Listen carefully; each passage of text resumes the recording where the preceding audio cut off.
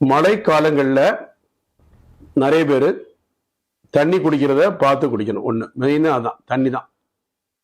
மழை தண்ணி அதில் காவா தண்ணி ரெண்டும் கலந்து வருது வச்சுங்க, காலை உள்ள வைக்கிறோம், தோல் நோய் வந்துடும், ஸ்கின் சோரியாசிஸு, கரப்பான், அலர்ஜி, இந்த மாதிரி பிரச்சனை வந்துடும். அதனால கவனமாக இருக்கணும். விரல்கள், கை விரல்கள், கால் விரல்களை நல்லா கழுவிட்டு தான் சாப்பிடணும். காலையும் நல்லா கழுவிடணும், விரல்கள் எல்லாம் கழுவணும். விரல் இடுக்குகள்ல, இந்த விரல் இடுக்குகள்ல சார் இந்த கொரோனா டைம்ல நிறைய பேர் அதுக்காக தான் நிறைய ஹேண்ட் வாஷ் போட்டு நிறைய விளம்பரங்கள்லாம் பண்ணாங்க. அது விளம்பரம் பண்ணணும்னு நம்ம அவசியம் கிடையாது. நம்மளை கவனமும் பாதுகாத்துடணும். தொந்தரவு வந்த பிறகு ஐயோ அம்மா அப்பான்னு அதை விட காய்ச்சல், தலைவலி, தும்மல், இருமல், சளி, கக்குவான் இருமல், அடுத்த பிராங்கைடிசிஸ், அக்யூட் பிராங்கைடிஸ், கிரானிக் பிராங்கைடிசிஸ், அப்புறம் ஆஸ்துமா, இந்த மாதிரி பிரச்சனைகள் மழை காலங்களில் பனிக்காலம் வரக்கூடிய சீசனல் டிசீஸ், அதாவது பருவகால நோய்கள் இது பேர். அதனால இப்போ கவனமா இருக்கணும். இன்னொன்னு பாருங்க, இந்த காலையில வெறுவயத்துல இந்த கொய்யாப்பழ இலை, கொய்யாப்பழ இலை, இந்த இலையை பார்த்தீங்களா, அழகா தெரியும்.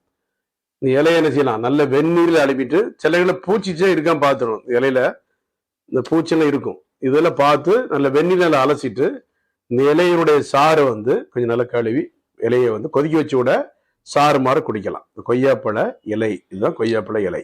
இந்த இலையுடைய சாறை வெந்நீரில் ஒரு 2, 3, 4, 5 இலை போட்டு ஒரு டம்ளர் தண்ணி ஊற்றி அது 30 to 60 ml நம்ம எடுத்துன்னு செய்யலாம். இந்த இலையுடைய சாரை வெறும் வயிற்றுல குடிச்சோம்னா சர்க்கரை நோய்க்கு நல்ல அருமையான மருந்து இந்த கொய்யாப்பழ இலை. இந்த இலை இப்போ சுகர் டயபெட்டிஸ் மெலிட்டஸ், சர்க்கரை நோயினால நிறைய பாதிப்புகள் ஏற்படுது. இந்த சர்க்கரை நோயினால் வரக்கூடிய பாதிப்புகளுக்கு சித்த மருத்துவத்தில் மருந்தாக பயன்படுத்தக்கூடிய மூலிகைகள் எது அப்படி நம்ம கண்டுபிடிக்கணும். மருந்தே சாப்பிட்டுக்க முடியாது இல்லையா? அப்போ மருந்து, இப்போ இன்சுலின் ஹார்மோனுடைய பற்றாக்குறைனால தான் டயபெட்டிஸ் வருது. அப்போ டயபெட்டிஸ் இருக்கிறனால சுகர் அதிகமாக இருந்தாலும் பிரச்சனை, குறைவாக இருந்தாலும் பிரச்சனை. ஆனால் சுகரை கண்ட்ரோல் வச்சுக்கணும். எந்த நோயின்னு கண்ட்ரோல் பண்ணக்கூடிய நோய், இது குணப்படுத்துகிற நோய் கிடையாது. சர்க்கரை நோயா கவலைப்படாதீங்க, சர்க்கரை நோயா பயப்படாதீங்க அப்படின்னு விளம்பரம் வரும். அதை பார்த்து பயந்துடக்கூடாது, நம்ம போய் மயங்கிடக்கூடாது. சர்க்கரை நோயை குணப்படுத்த முடியாது. Control your self. நம்ம அவங்க கண்ட்ரோல் பண்ணி உணவு கட்டுப்பாடு, உருளைக்கிழங்கு ஐட்டங்கள், மாவு ஐட்டம், கார்போஹைட்ரேட் உணவுகள். கார்போஹைட்ரேட் எதுல இருக்கு? சோறுல இருக்கு, உருளைக்கிழங்குல இருக்கு, பூமியில் முளைக்கக்கூடிய கிழங்குல இருக்கு. கிழங்குகள், பனங்கிழங்கு, பானைக்கிழங்கு, அந்த கருணக்கிழங்கு, அந்த கிழங்குகளை தவிர்த்தணும், அதுக்கு அவாய்ட் பண்ணிடணும். காலை நேட்டுக்கு கோதுமை தோசை, சப்பாத்தி எடுத்துக்கலாம். அப்புறம் வேற ஏதாவது சாதாரண கோதுமை சம்பந்தப்பட்ட உணவுகள், கம்பு, கேழ்வரகு இந்த மாதிரி எடுத்துக்கலாம். மத்தியானம் ரைஸ், ஒரு கப் ரைஸ் எடுத்துட்டு வயசுக்கு ஏற்றா போல காய்கறிகள் நிறைய சேர்த்துக்கணும். அந்த வகையில் இந்த கொய்யாப்பழ இலையினுடைய சாறை நம்ம வெந்நீரில் நல்லா கொதிக்க விட்டுறணும். வெந்நீரை ஃபர்ஸ்ட் கழுவிக்கணும், கழுவிட்டு கொதிக்க விட்டு அந்த சாறை ஃபில்டர் பண்ணிட்டு குடிங்க. இல்லை சில நேரங்களில் ஏதாவது பூச்சிகள் ஏதாவது இருக்குதான்னு உன்னிப்பாக நம்ம என்ன செய்யணும், கண்ணு பார்க்கணும், கண்ணு வச்சு பார்க்கணும். கண் பாரு மங்களாகும், சுகர் கண்ட்ரோல் இல்லைன்னா கண் பாரு மங்களாகும், ஹார்ட் பிரச்சனை வரும், வாய் அடக்க நோய் அடங்கிடும். வாய் அடக்க நோய், சாப்பாடு அடக்கணும், வாய் சாப்பாடு அடக்கி வைக்கணும். சாப்பாடு அடக்கலைன்னா உடம்பு நோய் என்ன செய்யும், சுகர் கண்ட்ரோல் இல்லாமல் பெருசா போயிடும். அதனால பேர் என்ன, சுகர் அதிகமாச்சுன்னா ஆகும், கையை காலை வெட்டி விட்டுருவாங்க டாக்டர்ல, விரலை வெட்டுங்க, காலை வெட்டுங்க அப்படின்னு.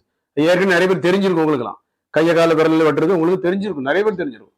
அதனால சுகரை கண்ட்ரோல் வச்சு அந்த இன்சுலின் ஹார்மோன் நம்ம எதுவுமே கரெக்டா, அதாவது கணையம் என்ற ஆர்கன், அதாவது பேங்கரியாஸ் என்ற ஆர்கன்ல இன்சுலின் ஹார்மோனுடைய டெபிஷியன்சி, இன்சுலின் ஹார்மோனுடைய பற்றாக்குறைனால தான் டயபெட்டிஸ் மெலிட்டஸ் வருது. அதுக்குரிய மருந்துகளை சித்தால, ஆன்மீக சித்தால இருக்கு.